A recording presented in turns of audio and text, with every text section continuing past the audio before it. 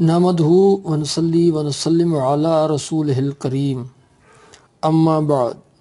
عزیزان گرامی، حال ہی میں سوشل میڈیا پر ہمیں ایک ویڈیو سننے کو ملی جس میں ذاکر شہنشاہ نقوی مجلس پڑھتے ہوئے لوگوں کو رلانے کی خاطر ایک من گھڑت اور موضوع قصہ بیان کر کے اپنی فیس حلال کر رہا ہے، جس کا تسلی بخش جواب ہمارے علماء کافی مرتبہ دے چکے ہیں۔ یہاں پر اس واقعے کا جواب دینا مقصود نہیں ہے، لیکن ایک نقطے کی طرف آپ حضرات کی توجہ دلانے کی کوشش کروں گا۔ وہ یہ کہ ہم پہلے بھی بارہا ثابت کر چکے کہ سیدنا حضرت عمر فاروق کو حضرت مولا کائنات نے نہج البلاغہ میں دعائیں دی ہیں۔ نہج البلاغہ خطبہ نمبر 225، جس میں روافض نے حسب معمول اپنی عادت مبارکہ کا اظہار کرتے ہوئے حضرت عمر فاروق کے نام نامی کی جگہ لفظ فلاں لکھ دیا تاکہ عوام الناس کو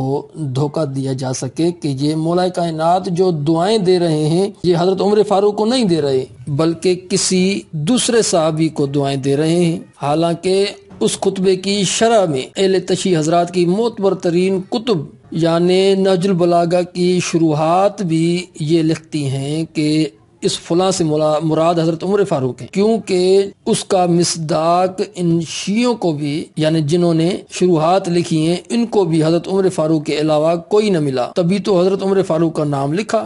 اگر حضرت عمر فاروق اس سے مراد نہ ہوتے تو شیعوں کے علماء نے حضرت عمر فاروق کا نام کس مجبوری کے تحت لکھا؟ جناب والا، حضرت عمر فاروق کے علاوہ اس دعا کا مصداق کوئی بن ہی نہیں سکتا۔ چلو ہم اپنی طرف سے کہتے تو بھی کچھ بات بنتی ان کی، لیکن ان کی خود کی شروحات یہ لکھتی ہیں کہ حضرت عمر فاروق مراد ہیں۔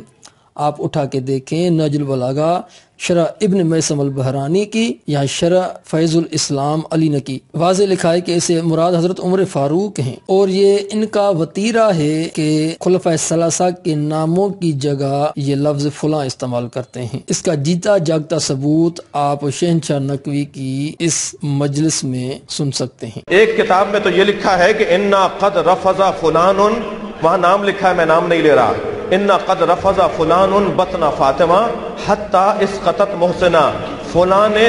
جی دوستو، تو آپ نے دیکھا کہ اس من گھڑت روایت تو من گھڑت اور موضوع ہے، لیکن کیا کہتا ہے کہ وہاں حضرت عمر فاروق کا نام لکھا ہے لیکن میں نام نہیں لے رہا، اور نام کی جگہ لفظ کیا استعمال کر رہا ہے؟ فلاں۔ جناب والا، تو ثابت ہوا کہ خلفائے ثلاثہ کے ناموں کی جگہ ہی تم لوگ ایسے الفاظ استعمال کرتے ہو، تو لہذا ثابت ہوا کہ حضرت عمر فاروق کو ہی مولا کائنات نے نہج البلاغہ میں دعائیں دی ہیں، لیکن عوام الناس کو دھوکہ دینے کے لیے حضرت عمر فاروق کا نام نکال دیا گیا اور ان کے نام کی جگہ لفظ فلاں لکھ دیا گیا۔ یہ ان کا دجل و فریب ہے جو کہ یہ صدیوں سے کرتے آ رہے ہیں، اور ہمارے علماء کرام اللہ تبارک و تعالی کے فضل و کرم سے ان کی دجل و فریب کو ظاہر کر رہے ہیں۔ وما علینا الا البلاغ۔